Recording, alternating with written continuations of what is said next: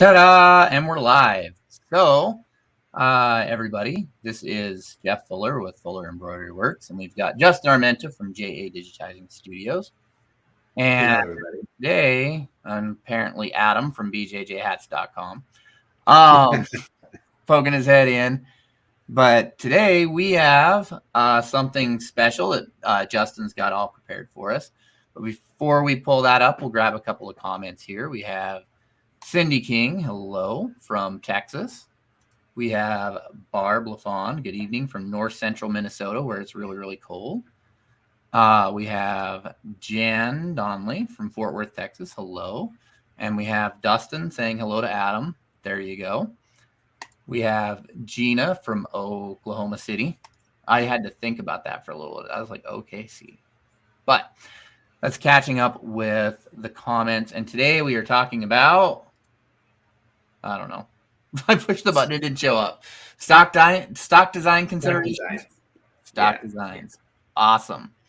So, we got more comments that came in. We have Bob. We have Zach saying puff, need more puff. I'm pretty sure that's all that's behind you on your wall is everything's puff, right? Yeah. You had to look. Wait a minute. What do I got up there? We got all puff up here. Yeah. Uh-huh. It all looks good, though. We have Valentina. Hello. Amy from Hawaii. We have Bevy Jean. Good evening. We have Mike saying that he can't stay, but at least he poked in. Hello and goodbye. Include a sequential printout. That's really, really important when you're doing stock designs, is to include a sequential printout. There you go. There you Thank go. you, Mike. Yeah. See, he jumped in on the subject and probably had that pre-planned. I'm just going to guess he had it pre-planned. We have Trish saying hello, and I believe that's caught up. So let's go ahead and talk stock designs. Justin, if you can pull up Internet Explorer for me and pull up your website. That face said it all. Like, we should have had this pulled up beforehand. Yeah. Oh, it's not like we talked for 5 minutes before this or anything. We have Lindsay Miller-Goodall. Hello from Arizona. We have Letty saying hello, guys. We have Eric saying working away but dropping in stock designs and asset work is fun. We'll use the air quotes because I'm going to use the air quotes because sometimes it's fun and sometimes it's not as fun. But as you guys may or may not have noticed, if you haven't noticed, surprise, but Justin released a bunch of designs for Valentine's Day. So go ahead and tell us about your designs, Justin. So got a couple of designs that I wanted to put out. I know Jeff and I have been kind of playing with some stock stuff over the last year or so when we get a free moment. Got a couple of them across the top here that I put out, just put them out there for free, just so our listeners and friends and family and everybody could have those and try them out in their Valentine's Day projects. I have a couple other ones as well that are there for purchase for a couple bucks.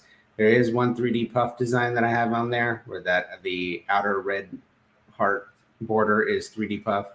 Got a couple of different hearts. Did you see the couple of posts today in the group from Jeff and Crystal that used this heart over here on the right? Did some good work on those. There's that hat, looking good. It does look good. It's stitched really well too. Oh, good to hear. But yeah, just getting into the field of stock designs. A couple of things of just thinking about what I need to do and what I need to make sure that the designs are going to include. On a day-to-day basis, when I'm digitizing a custom design, the instructions are given to me. The end customer is telling me what type of garment is going on, what size they need, what color the garment's going on. A lot of these information that I know specifics where I know to digitize specific to those instructions. When stock design, you kind of get in that realm where you have to approach it where it's going to be work the best on pretty much the most you can without knowing that, there's those extra details that may fall into the mix if it's being used on something really plush like a towel or something like that. I mean, you have no idea whether or not they're going to throw it on a hat, Exactly.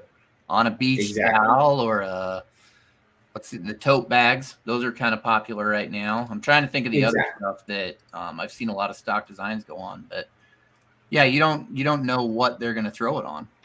Right. So a lot of times,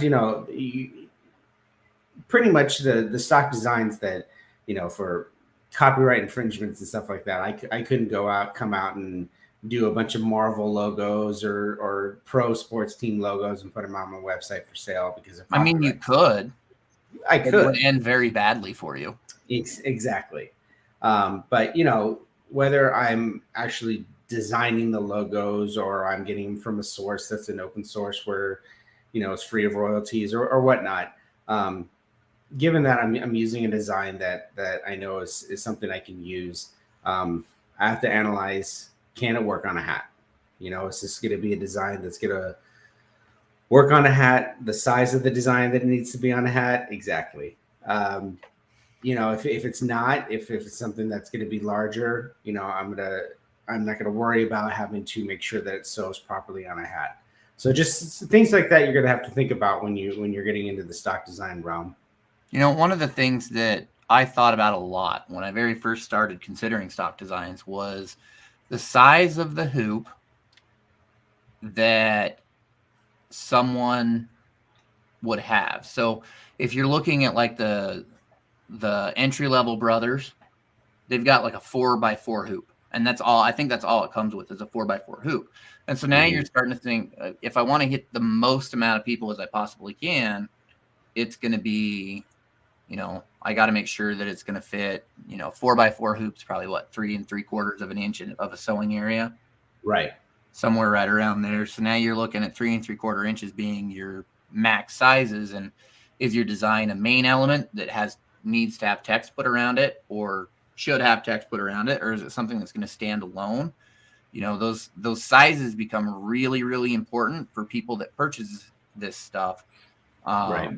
Because not everybody's got a tubular machine that's got a 13 by 13 inch hoop or a 18 by 20, which that stuff looks great, but you really got to consider, the sewing area and that kind of stuff. I know when we did those puff fonts, it was 2 inches, because a lot of those entry-level machines, they're 2-inch max, and that's it. You can't go any higher.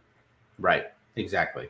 So yeah, I mean, wherever you're getting your stock designs, if you have a software that has a stitch processor in it, I still don't suggest that you go more than 10-15% tops scaling up or down when you get a stock design.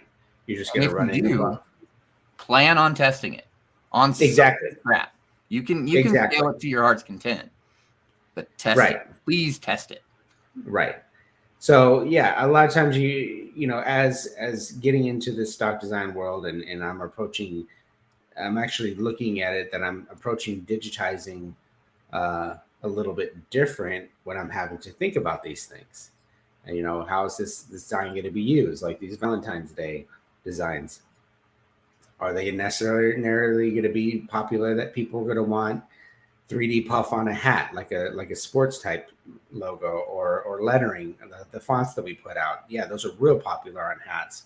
So when we are digitizing those, that's something we're going to keep in mind that's going to work on a hat. Is it necessarily going to be used on lettering that's across the jacket back at 6 inches tall? No. So that's not something we have to take into account. So now I have a question. Yeah.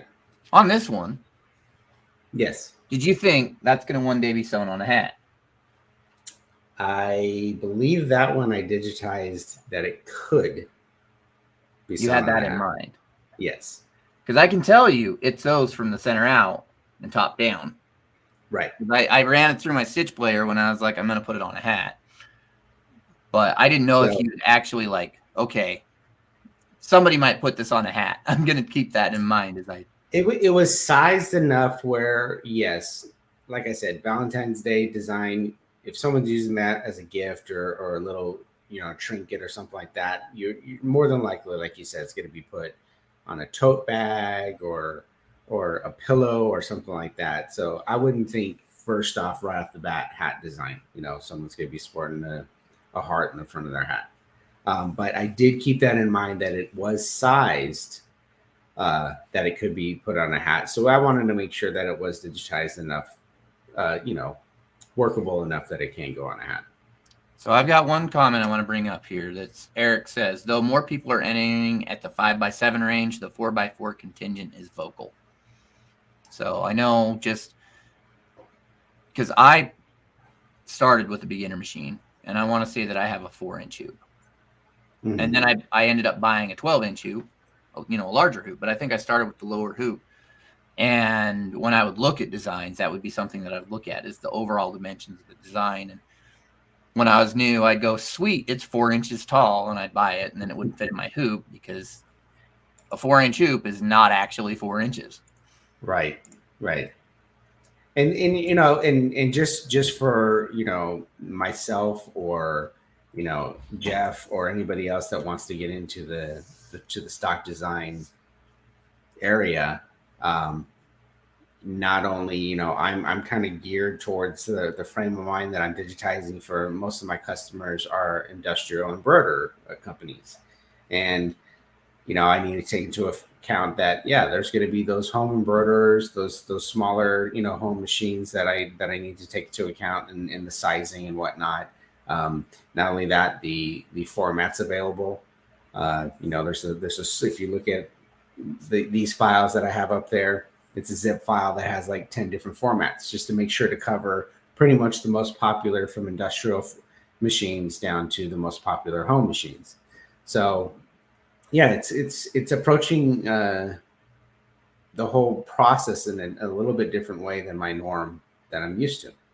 Yeah. Well, and then you go into things that a home person will tolerate and things that a commercial person will tolerate. And sometimes they're not the same.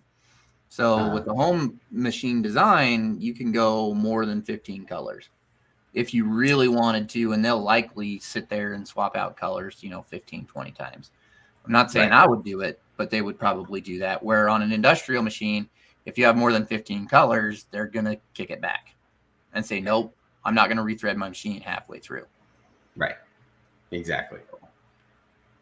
So that, like I said, it's kind of a new thing that I'm getting into. I want to start slowly adding a lot more stock designs to my website for my customers. Throw out free stuff all the time. I think it's also kind of an opportunity for me to, because a lot of times, if I digitize a design, and even though I think it's the coolest design ever, it looks really great. I may have times where I can't post pictures of it because customers don't want me to, or I can't just throw it up on my site for free because that is somebody's design. So for me to even share, if I do a cool 3D design like any of these that I actually design myself, I can throw it up there and say, hey, if you're new to 3D Puff, if you're new to multi-layers, if you're new to using motifs, here's the stock design that I designed. Here it is. It's on my site. Download it for free. Try it out. If you have any questions, let me know. So that's a good opportunity for people to try out something different that I can put out there and give them that opportunity to try it. So that's another kind of angle that I'm looking at as far as getting into a little bit more of the stock stuff. Yeah, I know that's frustrating sometimes. A lot of the stuff that I do for my customers, patches, sometimes shirts, hats, they tell me, don't post any images of this, don't. And that can be really, really frustrating because, it's, you spend so much time on it and you're like, well, now what do I need to add to my social media for today? And you look at all the stuff you worked on today and it's like, I can't share any of that. Right. What else can I post on social media today? Exactly. I'm going to grab a couple of comments here if you want to pull up your screen. Sure. So Matt says he wish he was able to join today. We wish you were here as well. Cindy says the plushy stuffed animals. Maybe. We're still trying to debate on what we're going to do with that pattern. We have Just Seems Right saying hello. For those of you guys that are looking, we have Justin's link to his website and his stock designs there. Let's see here. I'm going to catch up. We've got Mark watching from Japan. Hello. We have I'm going to laugh, but no. We have a comment here from Trish, and it looks more like a question. At the moment, I outsource my digitizing, work logos, and caps mainly. I know they are digitized differently, but can I use a cap logo on a shirt? I would say 99% of the time, yeah. As long as the size translates well, then yeah.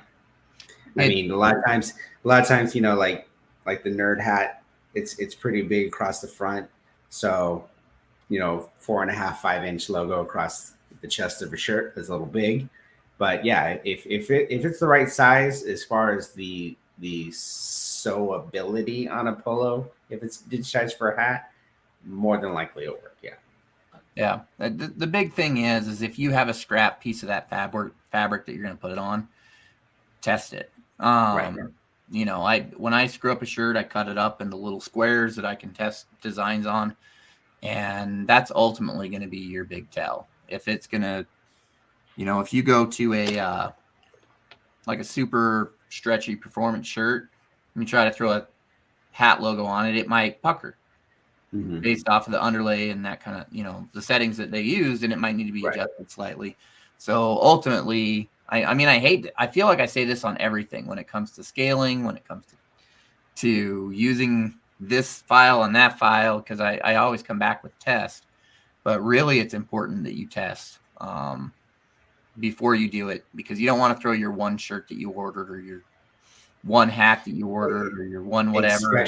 Especially if you have a multi-head machine. If you're taking that logo and you're like, oh, I'm going to run my first run on my 8-head, there goes 8 shirts that you just messed up. So yeah, I mean, if at all possible, sample. If you're not doing something that you haven't done before or you're not comfortable with and you're not sure it's not going to work, yeah, run a sample. Yep. You can always take a picture of the sample and send it to your customer and say, hey, look, I ran a sample for you. Exactly. So I'm going to grab just a couple more comments here. Not being able to post your projects, I sincerely feel that. Yep. You guys are wanting me to update the Only Stitch. So if you can drop that comment, Eric Campbell has a stock design website as well. If you want to go ahead and drop a link to that in the comments, you can. Bob says, my machine won't be here for 3.5 months. Never touched one yet, but I really want to learn digitizing. You're in the right place. And Trish says, thanks, guys. Yes, I always test. I learned early. So one of the things that I learned a lot, too, when I started was, oh, crap, I'm going to have to replace this. Right. But yeah, go ahead and walk us through the design you got up here today, Justin. All right. So I went ahead and did the design at 2.25. That way, if it is something that wants to be done on a hat, it's a good size for a hat. And I'm going to also approach the digitizing to keep in mind that, you know, needs to be done on a hat. So I'm going to work my way center out, bottom to top. And, you know, just kind of looking at this again, kind of keeping in mind, more than likely, if this is used on a treat or on a bag or a gift, it's going to be, you know, like a plush stuffed animal that people do, or a pillow or something like that. That's kind of the genre that we're working with. So that's another thing that exactly something like that. Why do I have examples everywhere at the moment? Everywhere. Jeff's got everything in reach.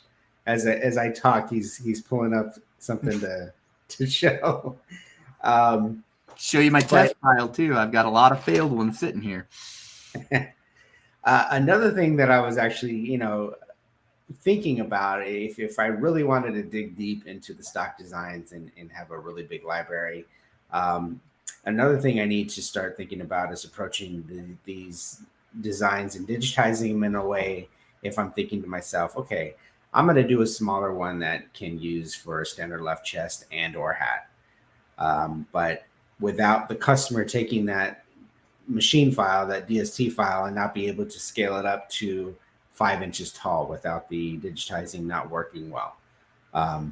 You know, going from something small to something bigger, you have to think about, Are you going to use run stitches for detail, or are you going to use satin stitches? Changing that big of a change, our satin's going to need to turn to fill stitches. So keeping that in mind, that I was thinking, oh, well, maybe I want to take this design and I want to put it out 3 different ways. Well, I could also approach digitizing in a way and make decisions in my digitizing where I may be able to use that file as far as my working file and just make a few changes going up in those sizes and put out different sizes. If I digitize it solely at 2.25 and I know it's only going to go at that size, I may make different decisions. So stuff to think about if you are getting into the stock design area. Well, that, and I would say target sizes too. There are, like we discussed earlier, there's hoops, and you know, look up the most commercially available hoop sizes that are in the range that you want to do. If you're planning on targeting like home machines, you're going to want to look at the ranges of the hoop sizes and try and nail down, you know, the most common. I was going to say commonly used ones, but I think that would be right? Yeah, exactly. So, like you said, especially if you are digitizing stock designs for a certain niche that you do work a lot of with a lot of people as far as your customer base, and you are doing something where you know that a certain size is going to work for those, you know, that niche that you're working with. You know, if you're working with sports teams and you know that the biggest audience that you're going to get is for hats, then you know that you pretty much want to gear your digitizing and your sizing for that are going to work on hats. Or if there's something else where you know it's an area that you know it's tote bags, and the tote bags are usually, you know, in the 4 to 5 inch range, you definitely want to keep that in mind as far as your target audience as well. But one thing to keep in mind, it doesn't matter what you digitize it for. Somebody will put it on something you did not expect. Exactly. So go ahead and tell us what this is, Justin. So this is the infamous global underlay that is used so much and often by myself and a lot of people that I know. But it's just making sure that since I am kind of gearing it to work on a hat and to stabilize any type of garment, I am working from the bottom up, center out, and that's just laying a foundation to make sure that hat hoop, or the hat backing, I'm sorry, the stabilizer is going to be secure to that hat. You're kind of stabilizing that area that you're going to be sewing on, making sure you're not going to have registration problems, anything shifting, especially on that curved surface of a hat. So usually I like taking the whole area of the design, running a little bit loose manual running stitch for my underlay, just to build that global underlay. Well, I mean, that gives you the ability to control, you know, if you're going to throw a fill in there, sometimes you can't control the direction it pushes and when it comes back. And so that gives you the ability to control how you're pushing the fabric initially to set up that area for as much embroidery as you're going to throw down on top of it. Exactly. So another thing that I'm gonna look at is, because I do want this to be able to work on a hat, I don't necessarily want to lay down every detail of the design and then come back and do the outline last. Having an area of 2.5 inches, especially in a lot of areas that are gonna require that outline to be on really good registration, to make sure that it's like coloring within the lines. You know, you don't want to just have your pen going everywhere. You're going to go outside your outlines. So I try to usually break it in half at least, you know, top to bottom or left to right, depending on how the design is orientated. So I need to make a decision here, how much of the elements I'm going to do the outline, and then come back and do the other elements after the fact. So are you going to be working from like a back to front on this one? Like, you're going to look at the elements that are like the shoes would be further back than the coat? Yeah.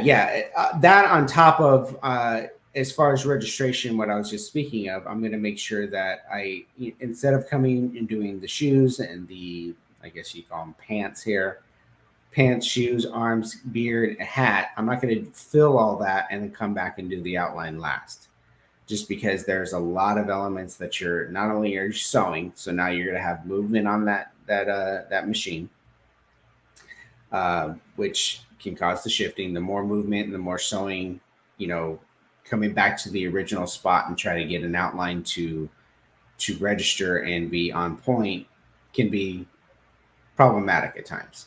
So, and again, going back to that, keeping in mind that this is a stock design and it might be at a home machine that doesn't have 15 needles like my Tajima. I don't want to make it where that there's an excess amount of color changes as well. So it's that happy balance that I'm really trying to achieve here, as far as registration on a hat, also not giving too many color changes. So just looking at the design, I can kind of see from top to bottom, halfway mark is pretty much bottom half is going to be the first part I'm going to digitize, and then I'm going to come back and do like the nose, maybe the heart and the hat last. So the first thing I'm going to do is I'm going to come in here and measure, change this to millimeters, the outlines, because I want to decide at this point if I'm going to use a satin stitch outline or a running stitch outline. And because this particular art, the outlines are sub 1 millimeter, I'm going to go ahead and decide that I'm going to do a running stitch outline. And again, this is something where if I was putting out multiple sizes, that is an area that I'm going to have to come in. If I'm doing this at a 5-6 inch tall design, I'm going to definitely want to come back and change that to a satin stitch to have a nice bold, thicker line to match the proportions of the design itself. So I'm just going to jump in here and say that I dropped in some links in the comments here to The Only Stitch. We have Balboa Threadworks, to learn to digitize.net, and we have Lindy Embroidery. Those are just some stock designs that I recommend, and I've gotten designs from, as well as Justin's website, the jadigitizing.com. And we actually have a question on Underlay, Justin. So Just Seems Right asks, is it better to set up the underlay yourself rather than selecting the presets in your software? So the global underlay that I use is not necessarily going to be the underlay that stabilizes each individual element that I'm going to lay down. The underlay I do manually because I want to control exactly where it's going to sew. The problem with using the presets, like if I just laid out this whole gnome in a fill right now, all one color fill, and even though I tell it to start at a certain point and end at a certain point, the fill, depending on the start and stop points and the angle that I do, yes, it'll fill in that direction and end at the top if I want it to. But the computer's going to calculate where to put the path of that underlay. So it may necessarily not start center, go to the left or right, come back, go to the other side. So if that underlay decides to do a little section here, run it to the top of the top hat here, come back here, it's calculating the quickest way to point A to point B in the shape that it's doing, in the angle that it's doing, in the density that it's doing. So it's not necessarily going to give me the exact center out. That's why I do it manually. And again, the global underlay is not necessarily going to be specifically to stabilize each element that I'm doing. Each element's going to have its own underlay still. It's a really loose, and I even set the stitch length a little bit longer as well than a normal running stitch that you would use for detail. It's just to stabilize that area that you're sewing, especially for a hat. So I'll just add in there that the global underlay is in addition to the underlay that the presets of the software are going to lay in, which I'm guessing you're probably going to change the presets too based off of what you think will work best. Right. Yeah. I'm always, depending on the satin size, the satin density, the satin, what it's going on. I use the presets. I'd say 90% of the time, and just toggle what type of preset and the values of the preset itself. Yeah, I mean, sometimes if you can't get the software to move the way you want it to move, you just do it manually. It's faster than trying to figure it out the hard way.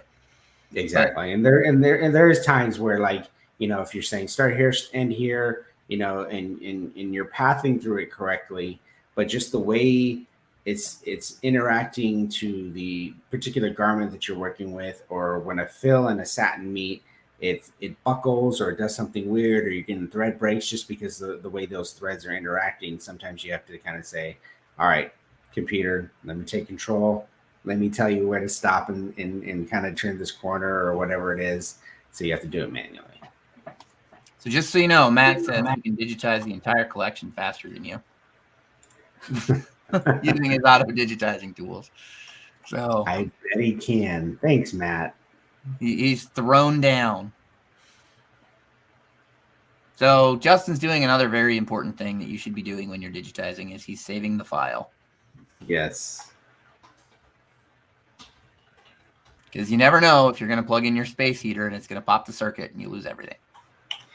And these two little fingers are hitting Control S every few minutes when I'm digitizing. And that way, if there's a power outage or something, or you plug in your space heater, you don't lose 3 hours of work that you've painstakingly done without saving. I mean, you get in the zone and you just go. And then all of a sudden it crashes and you're like, oh, crap. Did I save that? There's times where I may have just done a small little section, and if it crashes, and it just irritates me that I have to redo that part. So, okay. So back to my gnome here. So I'm going to do the bottom half here. And when I'm doing running stitch outlines, I actually kind of work backwards. I do kind of what the last part's going to be, because basically that's going to give me the trace of where I need to line up my fills and satin stitches and whatnot. So I'm going to start with my running stitch outline. So I'll add on to here something that's also kind of important is Justin has selected the tool and now he's changing the values. And that means that anytime he uses that tool, those values will stick versus digitizing something, selecting it, and then changing the values. And then you move on to the next element and those values don't stick. Right. So when I'm using a running stitch outline, typically what I usually do is 2 layers of the running stitch. So it's going to be back one direction and back over itself in the opposite direction. I find that 2 layers is sufficient to be a nice bold line. It's not too heavy. It's not going to have, several layers of running stitches on top of each other. Not saying that there isn't times where you use a back stitch or a bean stitch, or there's different terms for it where it actually runs over itself several times and it gives you kind of a bolder line. But with line work like this, I typically go with 2 layers of running stitches. So the biggest thing with continual digitizing of a running stitch, kind of like when you're doing, what's it called, red work? Yep, with 2 lines. Yeah.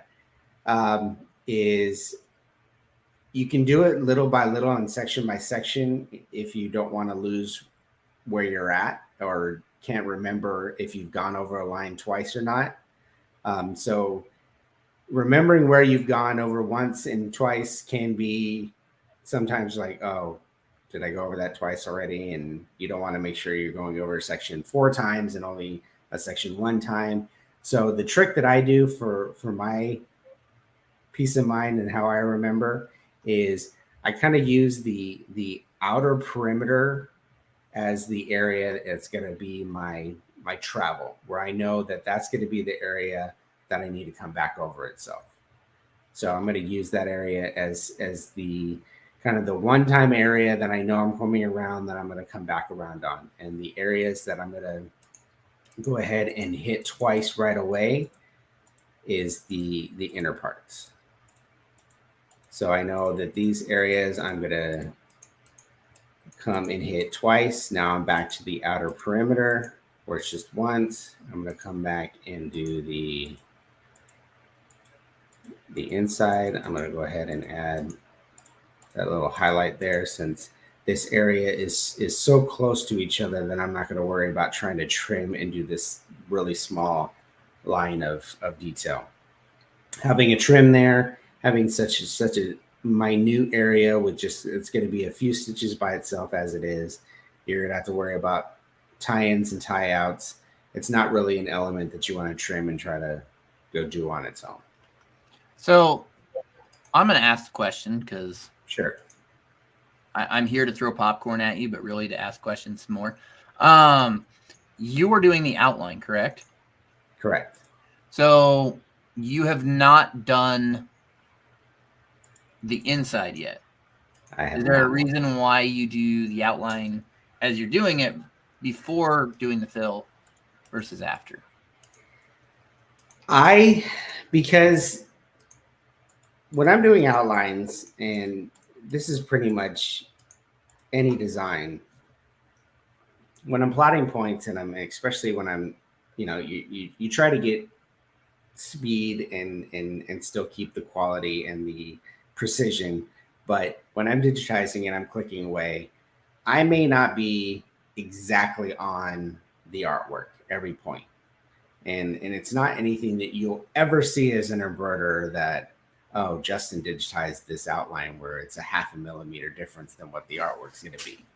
So I'm kind of using it as tracing my outline with the stitches that I'm going to use.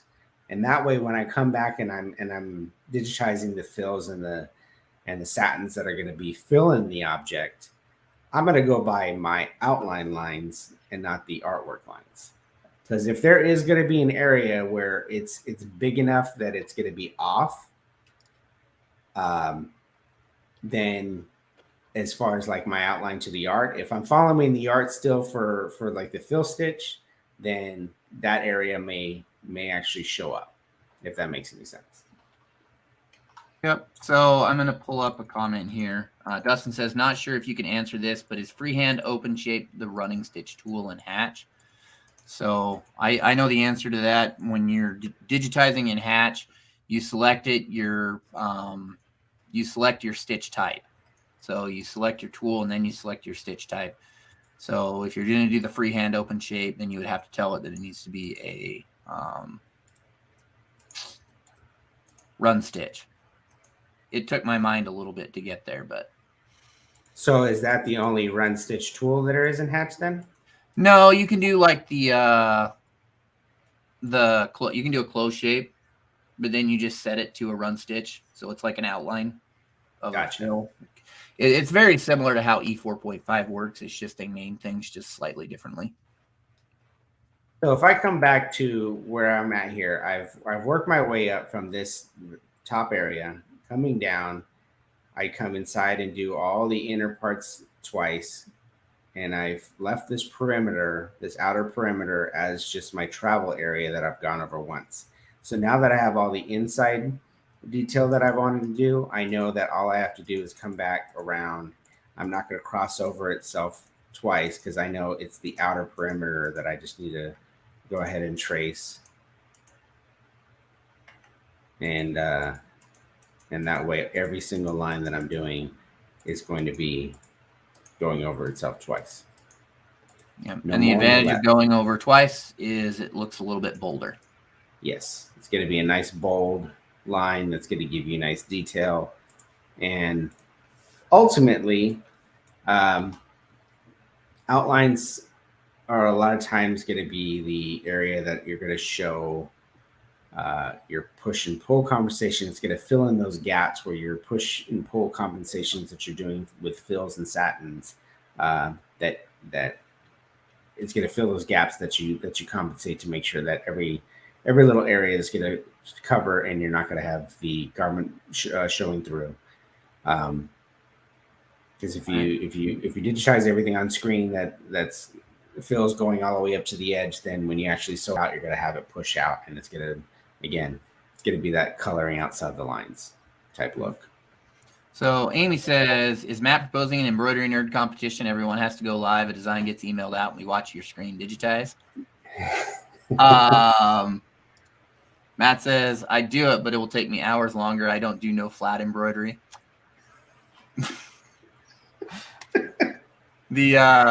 Matt said it is one, but he's referring to the straight open line one, which is also another tool in Hatch. And then the bigger challenge would be to use software we aren't familiar with, but Jeff owns them all.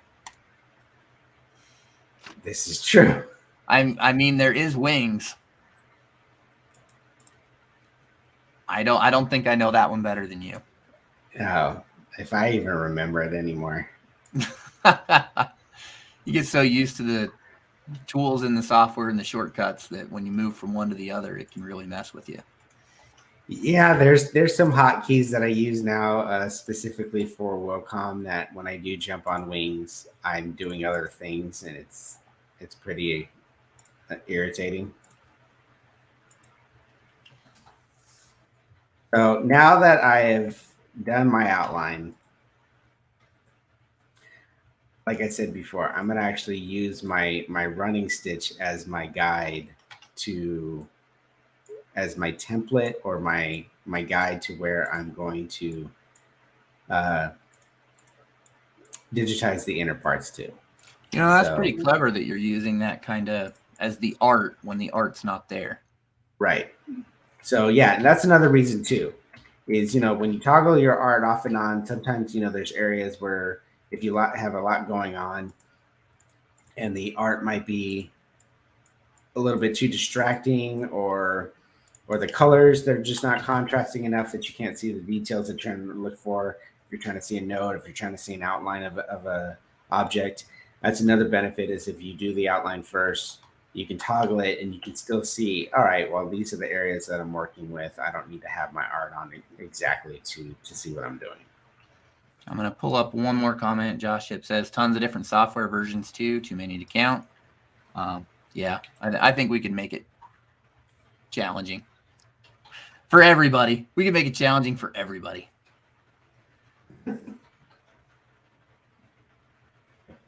Press the right buttons here. All right. So back to what I was doing here. So working my way from the bottom to the top, I'm starting with the feet here. And I'm going to go ahead and digitize the feet in the satin stitch because it's a small enough area that doesn't need a fill. And as you can see here, as I'm digitizing, sometimes it does get annoying to me that I don't see that my outlines are exactly on. But as they sew, there is a thickness to a thread that, when they're that off on screen, you're never going to see when they sew out. So it's not going to be there's a huge gap when it sews, but it's just a pet peeve when I'm not right on top of each other. So as I'm digitizing, I got to remember push and pull. So on the ends of stitches, the ends of satins, or the ends of fills, they are going to push out further than what they're actually digitized. So I want to make sure that it's not going to push out past that outline. So that's why you see a gap here that I left on both ends, because this area is going to push out. So once it's sewn, it will meet up this outline. So I have his feet done. So the first one, I'm going to check my start and stop points. All right. Go ahead. I said all the tweaking. All the tweaking, yeah. I typically try to do it section by section, or if I'm working on a color, I'll just digitize everything I'm thinking. Then I can worry about sequencing and density. Sometimes if I want to adjust them, underlays, start and stop points. And that way, I don't like leaving it at the end, because sometimes going through it, that many things that you need to change, you could start missing things. Have a trim where you don't need to. So little by little, as I know, I'm going through it. And then also, since I'm done with his feet, I'll go ahead and resequence it. So now it is going to sew that first and then the outline last. Well, and I can attest to that sometimes you think, oh, I'll do it later. And then 80 characters later, you're like, crap, now I have to go back and do it to 80 different characters. Exactly. So I will attest that sometimes just taking that little bit of time to make it right the first time is going to save you a lot of aggravation later. Exactly. So now I'm going to come back and do the pants or whatever you want to call it here. Dress? What's that? Coats, pants, dress. Something. Other clothes. His bottom half. His covering. Since that is a large area, I'm going to go ahead and digitize that as a fill. Start and stop. Give it an angle.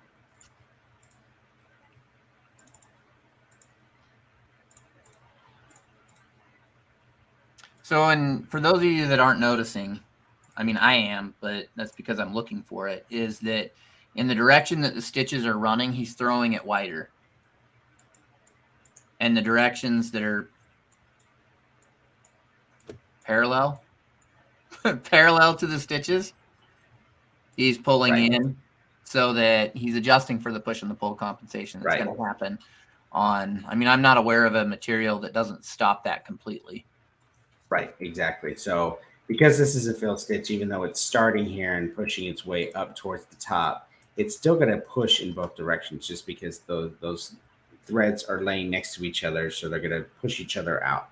So there is going to be that slight push. So that's why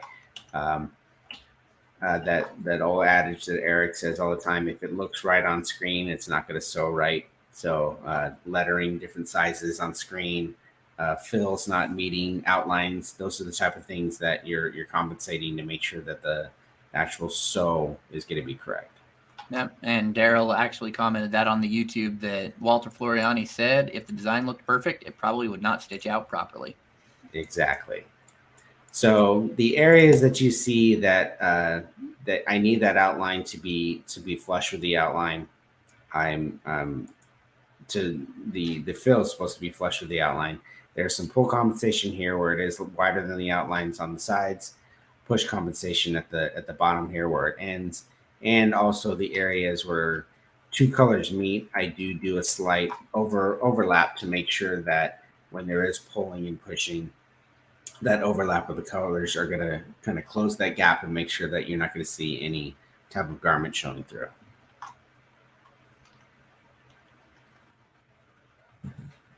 So next, kind of looking at the area that the arms are going to be up underneath the beard here. I'm going to go ahead and copy the settings I have on that satin.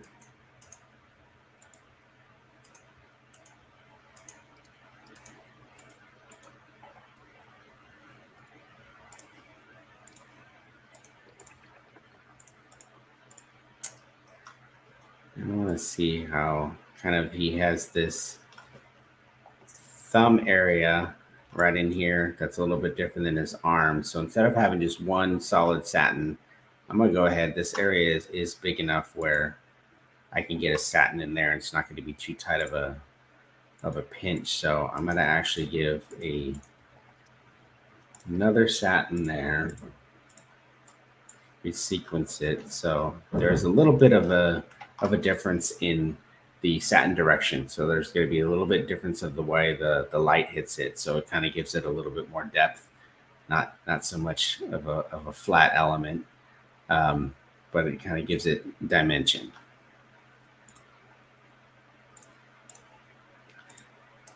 Walk over to the other arm.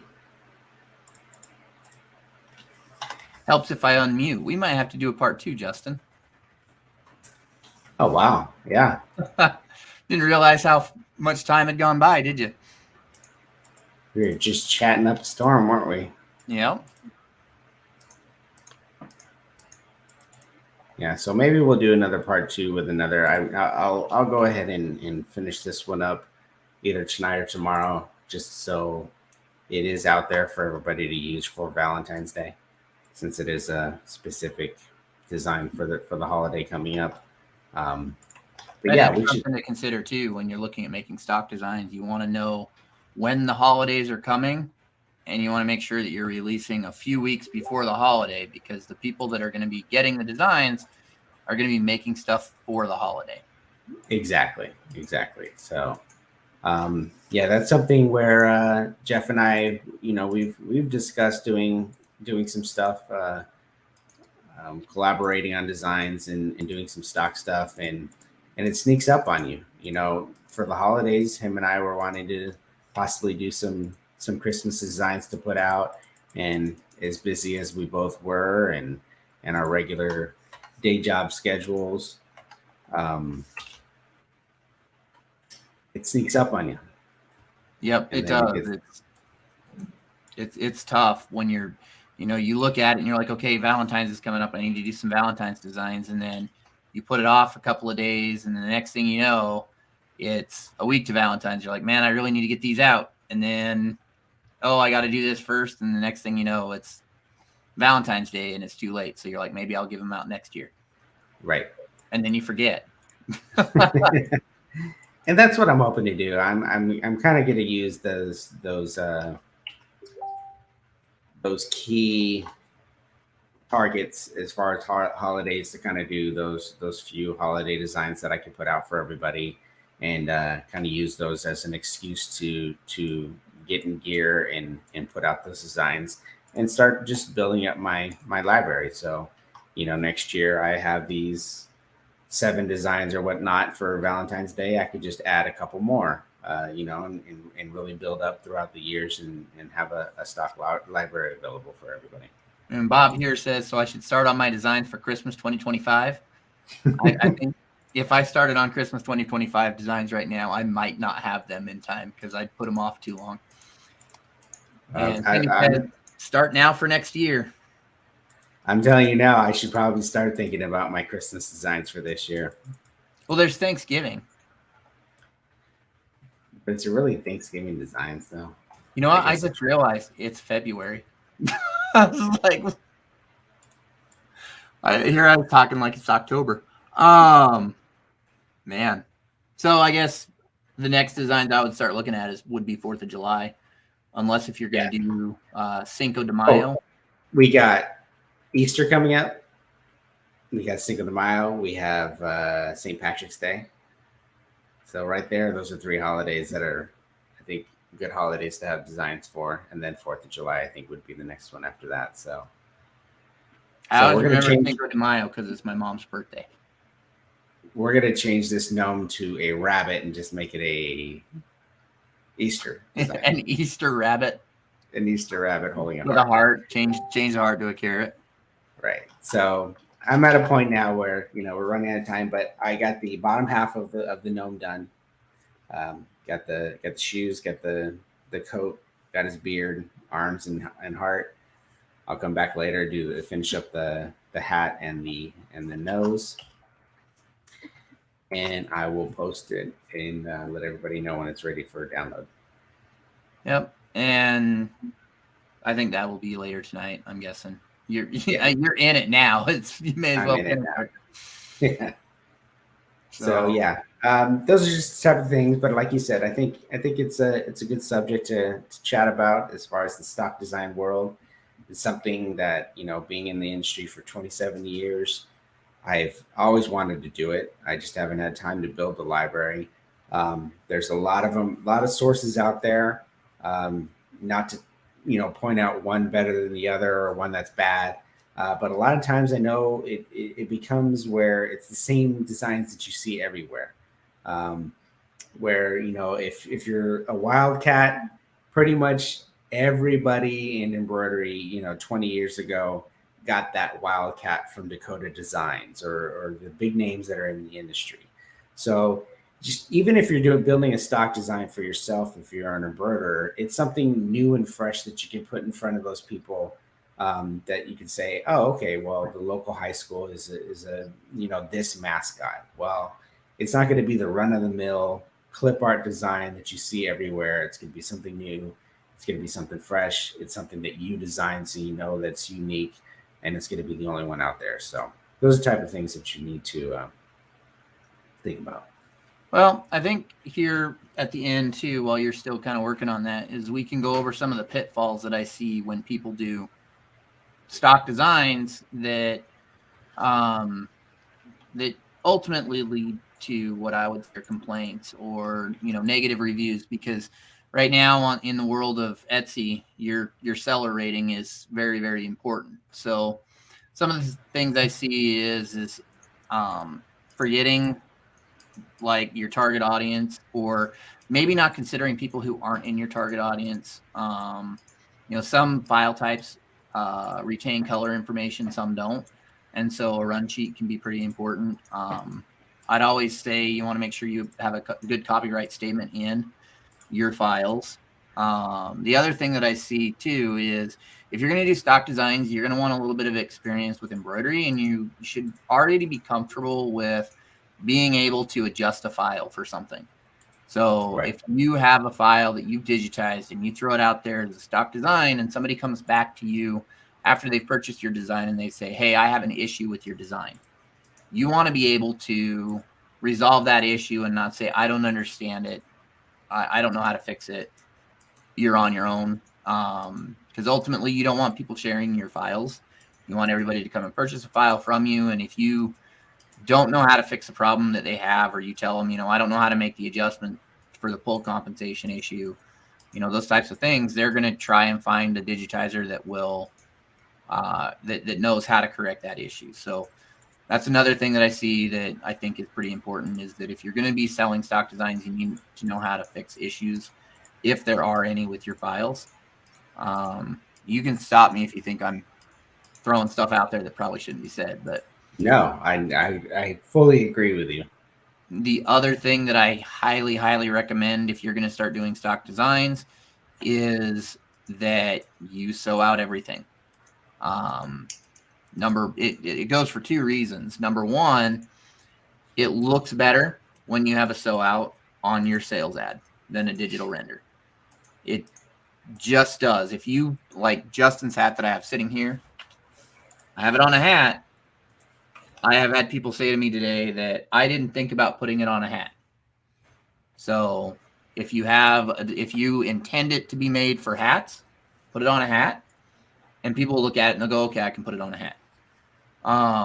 So those are other things that are kind of important that you want to make sure that you're going to do, is that you're sewing out the design, A, so that you can take a picture of it, and B, if there is an issue, you're going to catch it. If there's a pathing error, you're going to see it. If there's a trim where it shouldn't be, you're going to hear the machine do it, and you're going to go, wait a minute, and you're going to be able to make a revision on your file, because ultimately you want to put out all of your files one time and not go back to fix them for anything. You want them to go out, and that's that. And all you really want is people to purchase your design and people to come back and say, this is great. And when somebody does come back and say, hey, there's an issue with your file, you want them to have the knowledge that you can fix it. Right. Just like, I mean, the digital renders, especially out of the big name softwares like the Wacom that I have, they're great. They're a great image that gives you a nice, they can output in a PNG file for you to use for sampling or mock-ups or even on websites here. That's why I have them as my initial design to show. But like Jeff's saying, I did sew them out. I do have a picture of an actual sew out, so you can see what it looks like in thread. And that's the most important thing, is to get that visual of what they're going to see in real life. And like Jeff said, as far as I'm concerned, it's me watching the design, making sure that there's not something I missed, a mistake that I made, and it's going to be that file that I can put out there, and I know it's going to work, 99.999% of the time when that end customer is using it. And you also know that if there's a problem, they contact you, you can fix it. Right. Exactly.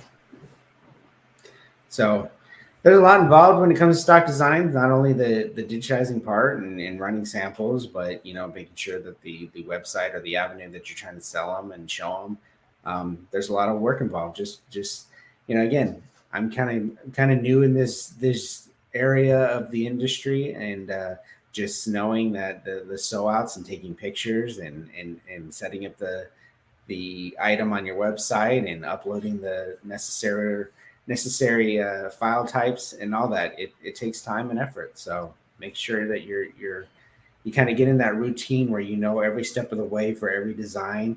And I think it'll be just like riding a bike. It's like, all right, I know it's planning artwork, digitizing, putting the output files, zipping the folder, creating your sample, creating your online images, so on and so forth. Description, the everything that you want to put out there, you get in that rhythm, and be prepared that if this is your first design putting it out, you're going to have people come back and you're going to go, oh, you know what? Maybe I should add that.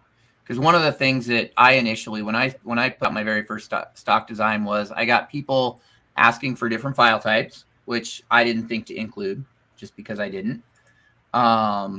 They would ask for dimensions. When I first put out my stock design, I didn't have dimensions out there. They would ask for dimensions. They would ask for colors. It's just, you're going to get asked for something. You're going to forget something, and somebody's going to say, how do I do it? And you're going to go, you know what? I need to add that to my file and then update my file on my site. So just be prepared for that. That when you do release your first stock design, it's probably not going to go really smooth. But by your third or your fourth, you should have a pretty good understanding of what people are looking for when they're purchasing a stock design. And it's just going to get easier as you go along. Right. And here's a really good example of showing that sewn design. As much as the software rendering does a really good job, the few fonts that Jeff and I have developed with these kind of really unique motifs that I'm really proud of, they don't necessarily really give me the full effect just by looking at the rendering. There's times where, just in the development of these type of stitches and stuff, when I'm looking on screen, I'm not necessarily going to see exactly the way it's sewing out. And there's times where I work on something, take it to the machine, and it looks completely different than what I had in mind when I'm digitizing it. So just looking at a sample of a hat like this you see here on this this particular 3D font that Jeff and I have, Jeff put it on a hat, and you can really see the dimension and the way that motif has the crevices and the areas that are going to catch the light, and it's a real life image that you can see, and it's not gonna really come out in that digital rendition. Yeah, I mean, when you're doing a digital render, it doesn't matter how many times you go over one line, it still looks like one line. But the second you throw that on your machine, now it looks like, it's going to roll off, it's going to get wider. And so you just have to be prepared that things are not going to go out as the plan on the screen. But I'm going to grab a couple of comments here. Eric says stitches or it didn't happen. I've written and taught this so many times. And I think you're going to write and teach it a lot more. Because everybody that comes in new thinks digital render, I'm good. Josh Ship says every digitizer's dream is to have it perfect the first time with no edits at times. Yeah, I know one of the more rewarding things that I see is when I do a run stitch outline and it hits where I wanted it to hit. And it's like, yes. But a lot of times it's, I need to nudge this a little bit. So or that time where you peel the foam off. Yep. And there's nothing that needs to be touched as far as cleanup. That's such a satisfying thing. Yep. It's the little things that we look forward to when we test that design and yep. Eric says there's a lot more to it than slap your design in a store. Absolutely. You have to make sure that you're going to be there pre-sales, post-sales, and people are going to have questions and you're going to get them. I want to say for me, it's roughly 10%. 10% of the people that shop at my store, they come to me with some type of question, and you're going to get it, and you just need to be ready for it and expect it. Exactly. And Lindy here says all the after production can take longer than the actual digitizing. Yep. Sometimes just getting that picture some days, running the sample and getting the picture of the sample can be a lot more work than digitizing it, depending on what you've got running on your machine and what you have to do to get to that point. So, right. Exactly. All right. So I think we'll maybe break this into a part 2 sometime in the future because there's still a lot more to discuss. It went by pretty quick. Yeah, let's maybe just plan on next week. I don't think we have any interviews or anything like that planned. I'm posting right now one more site that you can see some pretty cool stock stuff, and that's Jeff's site. So check him out as well as those other links that we put up. Eric's site, Lee Caraselli's site, my site. Site. Building more and more and more. I'll post up anytime I have something new that you guys can check out. Some free designs for hopefully every holiday coming up. I'll have something up there, whether it's just a couple or. I'm gonna try and bug you before every single one of them. Justin, what you got coming? Well, now that I've had these Valentine's Day ones, I definitely have actually been thinking that I need to jump on the Easter one, so I have those ready to go. So yeah, a lot of times coming up with the idea. That this one, I'm going to tell you, this is my favorite one that you put up for Valentine's Day. Yeah, I like that one. I like that one. Coming up with it sometimes can be very, very difficult in Yeah. and of itself. It's that mental block, but. I think that's everything that we've got. I don't know if you have any more you want to tag on there at the end, Justin. No, I think that's it. All right. Well, with that, everybody, I'm Jeff Fuller from Fuller Embroidery Works. That is Justin Armenta from JA Digitizing Studio. And we thank you guys for hanging out with us, and we will talk to you. We'll see you guys later. All right. See you guys.